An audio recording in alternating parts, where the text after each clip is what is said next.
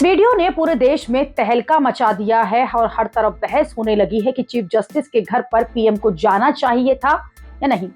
कुछ लोग कह रहे हैं कि चीफ जस्टिस के घर पर पीएम चले गए तो कौन सा पहाड़ टूट पड़ा, लेकिन दूसरी तरफ कुछ लोग ऐसे भी हैं जो कह रहे हैं कि ऐसा नहीं होना चाहिए था।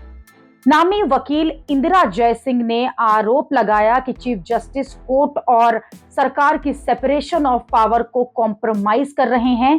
इससे चीफ जस्टिस ऑफ इंडिया की स्वतंत्रता, निष्पक्षता पर हर तरह का भरोसा खत्म हुआ है। इसी तरह से कई और बड़े और नामी वकील भी इस तरह से चीफ जस्टिस के घर पर पीएम के जाने से साफ नाराज हैं। सुप्रीम कोर्ट के वकील प्रशांत भूषण ने कहा कि जजों के लिए कुछ कोड ऑफ कंडक्ट होता है, वो सरकार से जुड़े हुए लोगों से जितना हो सके उतना दूर रहते हैं। लेकिन ये बहुत हैरान करने वाला है कि चीफ जस्टिस ने पीएम को अपने निजी कार्यक्रम पर घर पर बुलाया, और वो भी धार्मिक कार्यक्रम में।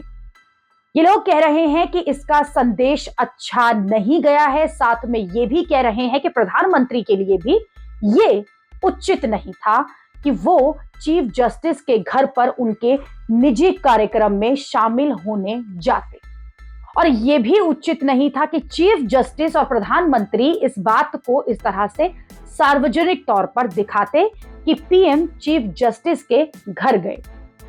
इसका वीडियो सार्वजनिक किया गया, जिसे अब सब देख रहे हैं और इससे ही इस पर सवाल उठ रहे हैं। खुद देश के प्रधानमंत्री नरेंद्र मोदी ने इस पर फोटो डालकर ट्वीट भी किया। चीफ जस्टिस चंद्रचूड़ जी के घर पर गणेश पूजा में शामिल हुआ, लेकिन जैसे ही पीएम मोदी के चीफ जस्टिस के घर पर जाने के वीडियो तस्वीरें सामने आई, बवाल मच गया। कई लोग ये भी कह रहे हैं कि PM Modi chief justice Chandrachud के घर पर तब जा रहे हैं जब महाराष्ट्र में इलेक्शन होने वाले हैं। चंद्रचूड़ खुद महाराष्ट्र से हैं और पीएम मोदी जब उनके घर गणेश उत्सव में गए तो वो महाराष्ट्रियन ड्रेस कोड में पहुंचे थे। कुछ लोगों का कहना है कि ये चुनावी मैसेजिंग के लिए भी हो सकता है, और इस तरह से चीफ जस्टिस और प्रधानमंत्री को नहीं करना चाहिए था, क्योंकि लोकतंत्र में कोर्ट और सरकार के बीच एक डिस्टेंस होना चाहिए। कुछ बड़े वकीलों ने तो ये यहां तक कह दिया कि सुप्रीम कोर्ट बार एसोसिएशन को इसकी निंदा करनी चाहिए।